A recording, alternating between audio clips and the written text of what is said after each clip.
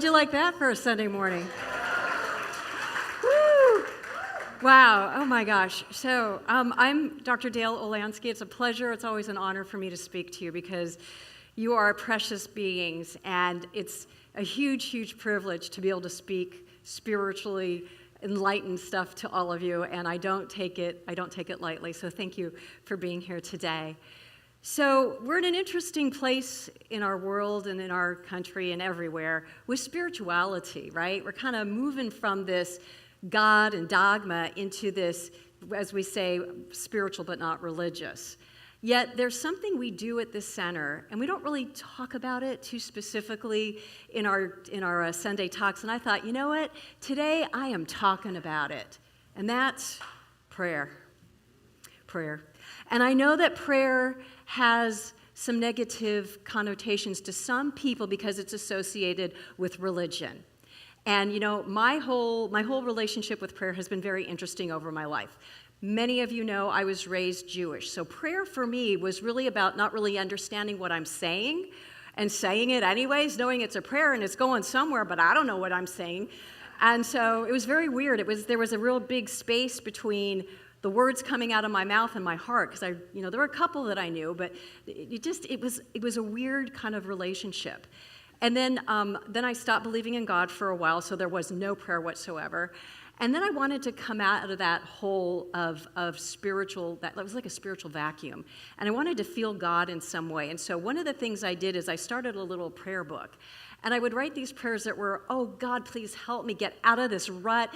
God, I'm suffering so much. Help me, help me. And, I didn't know any better. And then I came here. And I learned that prayer was a whole different animal. And Dr. Laura always says, this ain't your mama's church. And this ain't your mama's prayer either. Because we don't beg. We don't plead with God. We don't negotiate with God because we have a whole different attitude with the power and our connection to that wholeness. And that's why my talk title today is called, first I'm going to tell you about prayer. Sorry about that. So I'm going to tell you just a little bit about how we pray, just a little bit, because we want to have a prayer workshop here, so I want this to be like an enticement for you to come in and learn how we pray. Now, as you see here, I have the word bingo up there, and this is for Reverend William because he always brings the bingo in, and I always resist it because if you know who I am, I tend to be a little professorial, and I like everything to have big words. And he always says, Dale, they're not going to get it if you say it like that. And, we have an argument about it. And then he brought this bingo into one of our classes, and people loved it so much more than what I was saying. I had to suck it up and say, you're right, I'm wrong. Bingo is the way to teach people how to pray. So what we're really doing with the prayer that we do here is we're pulling ourselves into like a space of energetic frequency, so to speak. We're getting ourselves to a place where we're really feeling our oneness with Spirit. So that's why we have all these steps. Because if we're standing in this place where we are so strong and so powerful and really feeling who we are and what we're able to do, then it happens because we're emanating and radiating that energy and it comes back in form. So the first step that we do is we begin with God, right? We begin with knowing ourselves, or we begin by knowing that there is only one power, one presence, one source of life, right? Rather than what we normally might think in a day, which is there are many sources of life. Some are the TV, some are the news, some are my parents. We say, no, there's only one source, and that is Spirit. So we start there to get ourselves focused. And then we bring ourselves into it. We include ourselves, the I. I am one as God. Spirit expresses in, as, and through me. That's what we do. We bring ourselves in. And now we are so pumped up and so radiating our knowing of who we are. Now the goodies come in. And we name our good. Your good might be a new car. Your good might be peace in your life. Your good might be a new relationship. Your good can be anything that you want it to be. The fact that you're at such an elevated state of consciousness, when you name that good, you are sending a signal out to the universe that is going to bring that into your life. So once we're finished with saying what we want our good to be, then we say, thank you for this good that I just said is now happening in our lives. And then the last is over and out, done. As we say, we release our word as law, and so it is. Now, I don't know if you know this. The first song that they did is actually called The Treatment. And it's a beautiful song by, what's her name? Owens is her last name. I forget her first name. But a beautiful, beautiful, Margaret Owens, thank you. I knew it was an M. Beautiful song. And she sings about how we just release and let go. Because the letting go is really important. Because if we're holding on to our prayer, it isn't giving it its breath, its ability to manifest. So we got to let it go. So these are the 5 steps of prayer. I'm not going to give you the professorial version because I'll do that at another time. I'll do that when you come to class. So this is the way that we pray, and it's very, very different than traditional religions. And so now that is why my talk today is called Pray It Up. Because a lot of you come to this center and you want to change in your life, or you want to be inspired. You want something to move in your life that is stuck. You want something to open up your life so that you can have better, you can have greater, you can have more, whatever that is. And so I always say, meet life with prayer. Pray it up. And UP stands for unlimited possibilities. Because I will tell you, ever since I was young, when life happened, I never said, okay, that's the way it is. There are no changes. There's nothing that can make a difference here. I was never like that. Anything, whether it's a diagnosis, whether it's something unfortunate that happens, I don't sit there and get in the ditch. I say, pray it up, because we want to bring another possibility in. And I will tell you, I have been a practitioner since 2008, and I have seen the power of prayer do amazing things, not just for my life, but for countless people. People who have come to me thinking that nothing could change in their life, that they were doomed, that a situation that had happened and there's no possibility for good to come out of it. I pray it up, and guess what happens? The good shows up. The good shows up. So when we pray it up, we're bringing in such good energy to make a maybe not so good situation into something good. This is what we practice here. So I had to think about why I love prayer so much. I thought, it's good to be personal, right? So this is why, and this is just a few things. I love prayer because it resets my energy to a higher frequency. The cool thing about prayer, and I talked about this a little bit with the world religions, with Islam, if you're praying, it does something to your energy. It's not like you just do a prayer and it kind of goes where it goes. It changes you. And I find whenever I pray, it resets me to a higher frequency because I'm connecting in, and I am in that energy of spirit, and it's filling my body, it's filling my cells, my heart. Every part of me is vibrating really high, and it sticks. And that's one thing I love about prayer. It aligns me with unlimited possibilities because my mind is not creative in that way, especially when something is challenging. And so when I pray it up, I'm aligned with unlimited possibilities that I didn't even think of. And it activates a new reality. Who would like a new reality activated? Anyone? Y'all like your reality? All right. It activates a new reality because that's what prayer does. It's bringing forth something new you're ready to live into. And prayer fills me with joy. I am just smiles after I pray. I don't care if it's for myself or somebody else. There is just something so uplifting about prayer. And the last thing, the best part, it's fun to see how the new comes in because, boy, Spirit's got sometimes a great sense of humor and such a creative potential that's really fun. And I love hearing all the different ways Spirit shows up for people. It's just remarkable. So Ernest Holmes says this, through prayer we recognize a spiritual law that has always existed and put ourselves in alignment with it. The law of electricity might have been used by Moses had he understood this law. So we're just tapping into something that's always been there. Always been there, this ability to use spiritual law through prayer. So that's a pretty powerful methodology, isn't it? So I want to talk about the field. So with this shift that I spoke of earlier about moving from dogma and organized religion to this more open space of spirituality that is really kind of beyond words and organized religions, because it's something that we all have. We're all tuned into it. And we don't need somebody to tell us what it looks like or how to do it. It's intuitive. It's innate. So as we're moving into this new space, what's really cool is science is starting to come together with spirituality. It's a Ernest Holmes talked about it. He said that one day spirituality and science will walk hand in hand. And we're seeing it now in regards to prayer.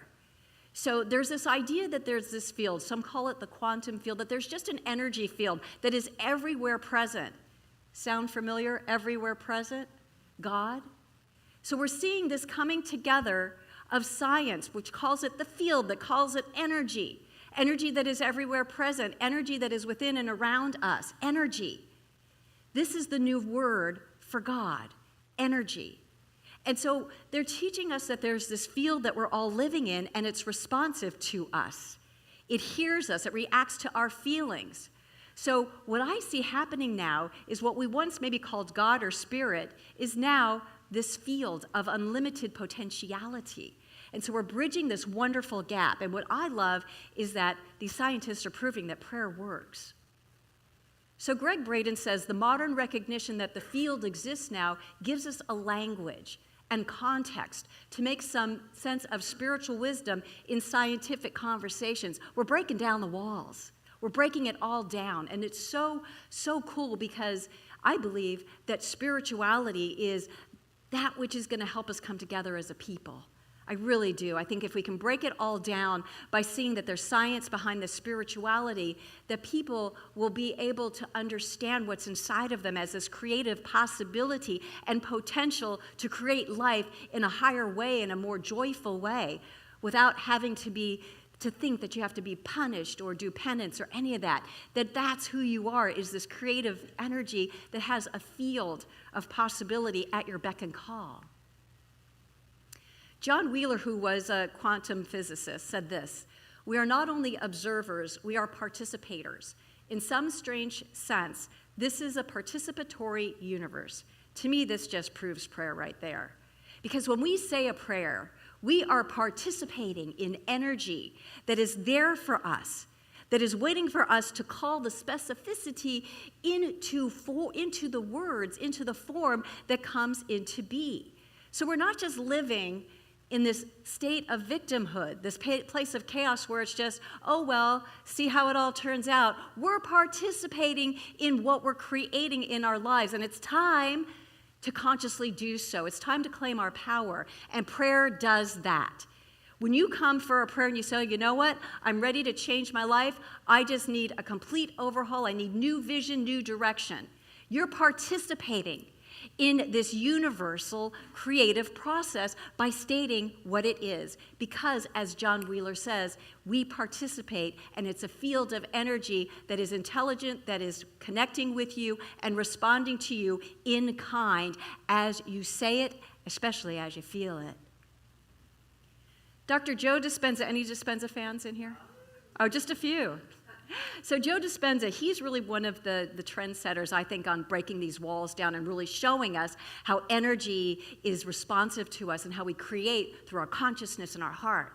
He says if you're viewing your life from the same level of mind every single day, anticipating a future based on your past, you're collapsing infinite fields of energy into the same patterns of information called your life. I make these slides myself, and I thought, that sounds so boring, so I got a picture of a kid sleeping on her books, because I thought, that just sounds so boring. Right?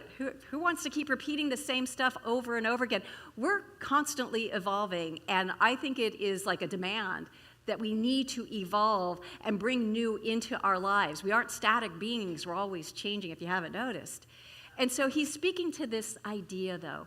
If you're not liking your life, or you're just in a pattern that you're stuck into, then prayer will change that energy and connect with the field and bring something new in. But we're the ones that are maintaining whatever it is that we really are ready to move out to by believing that that's the way it has to be. It doesn't have to be. You can change anything in your life, I'm telling you. That's why I call this pray it up. Pray it up into something new. Kierkegaard said, prayer doesn't change God, it changes the one who prays. Absolutely true. And we prove that here every day. Prayer is such an amazing modality of transformation and change. And like we said, we're not changing anything outside of ourselves, we're changing inside. Ernest Holmes says that we are spiritual broadcasting systems. It makes sense, doesn't it? What are you broadcasting? Are you broadcasting same old, I'm not enough, I can't, I'll never be able to? You saying those things? Stop saying those things. The field is listening, and it's bringing you the same old. It's bringing the not enough. It's time to say, I am enough. I am ready for something more. I want to be bigger, better. I want to be expressing my heart. I want to be expressing my skills, my talents, the joy of life, whatever that is. When we're in that state, the field answers by bringing lots of different ways that you can be that joy, that love, that vibrancy, that aliveness that we all are. Because we got to change us, though, not God.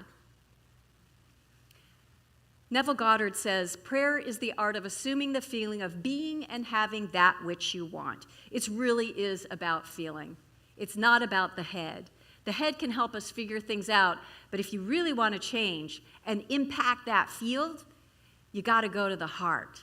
And to me, I like that because I'm much more of a feeler than a thinker, even though I know I look like I think a lot, I don't. I'm really much more of a feeler. I can't help that. I'm much more of a feeler. And I like that because feeling to me, I don't have to have words. I don't have to have it figured out. I just have to feel what it is. So as Goddard says, prayer is about a feeling state that you are building up so strongly in your heart and soul that you are that broadcasting system that is bringing into your life what you are broadcasting. So it's about feeling. And that comes with assuming and knowing that that reality that you want to bring in, it's already done because you're feeling it. I know sometimes the mind can go a little incongruent because it says, well, it's not here. How can I believe that what I want is happening now because it's not here? But it doesn't matter because it's here. If you can get here with it, it'll be here in your life. It works, I'm telling you. So this is from Joe Dispenza. He says, you need to have a clear intention, an elevated emotion, in order to bring in your new reality. And boy, is this prayer or what? A clear intention. What is it you want? You want to live in a new place. You want direction. You want greater love. You want greater peace of mind. What do you want? We got to get clear on our intention. We can't be in a messy state with this or a confused state. We really got to get clear with ourselves what we want. And I want to tell you, it's not about detail. You can start with the feeling. If you're feeling like you're not at peace inside of yourself, there's your intention. My intention is to be at peace inside of myself. How easy is that? More peace. And you know what it feels like to have more peace in your life. I know you do. You get there. There's your intention. And now we bring the emotions in, elevated emotions, not just, halfway emotion, but the feeling, the emotion, what peace is. That's what prayer does. It gets you into a clear intention, an elevated emotion, and you are so immersed in the energy of whatever it is you want to bring into your life that you're living it. You're living it. You're being it. And really, that's what it's all about. Being it and living it. Being that energy. And the field is just going to respond to you. That's how simple prayer is. Ernest Holmes says we are chemists in the laboratory of the infinite. What then shall we create? Doesn't that sound fun? We are, though. Alicia's song that she sung, the second song, was so cool, that we're unwritten, that there's a blank page before us. How cool is that? A blank page. And you bring in the prayer, you realize I get to write what's on those pages. So I want to make it good because I want the field to bring in an amazing life for myself. We all deserve that. We all deserve that. I don't care what your religion taught you, you deserve it. Ernest says this, the secret of spiritual power lies in a consciousness of one's union with the whole and of the availability of good. Two concepts that are so perfect together. We have to understand that we are totally unified with God or the field, whatever word, I want you to use what word works for you because I know a lot of people don't resonate with God. I get it, totally get it. So use the field, use love, use spirit, whatever, but know that you are one with it. It is everywhere that you are. So when we know that, that's powerful because we know that we have a really big power that we're connected to that is listening to us. And so when we know that, let's bring the second part in, that good is everywhere available. And I know, I will stand up here and tell you, there was a time in my life where I thought only bad was available to me. Bad thinking, really misguided. But that's where I was in my life. I came here and I learned so much more. I learned that good is everywhere. It's available to me. Nothing restricts me from it. So when we know that, paired with knowing of our oneness with Spirit, that is where our spiritual power lies. Those two things are going to get you everywhere in your life. So I wanted to leave you with this. This is just like a little prayer that's in one of Ernest Holmes' books. And if you want a copy of it, you'll just have to let me know, and I'll get you a copy. We didn't make copies, or you can take a picture. So he says, good and more good is mine. An ever-increasing good is mine. There is no limit to the good which is mine. Everywhere I go, I see this good. I feel it. I experience it. It crowds itself against me, flows through me, expresses itself in me, and multiplies itself around me. How cool is that? Yes. Does that not sound wonderful? Wow. I love that. I love that. And, if we say this every single day, things are going to change in your life. This is a strong affirmation. It's a strong prayer. And so if you really, really want to change your life, if you're ready for better, if you're ready to express this heart of yours in a stronger, more powerful way, where you feel the joy of life in everything that you're doing, everything from whatever's on your heart to be doing to just sitting on your couch, to be in the energy of joy and love, to me, honestly, that's the sweet spot. So whatever you want to bring into your life, please pray it up, because prayer is here for you. It is a strong tool. You can go over and get a prayer from one of our practitioners today after service, or you can contact us. But prayer is a big deal here at this center, and today is the day I am out and proud about that, because it is Pride Month. So let's be proud about the thing that we use here that changes lives, which is prayer. And so I want to thank you today for listening to me. Thank you for being here today. It was a joy to be in your presence. Namaste.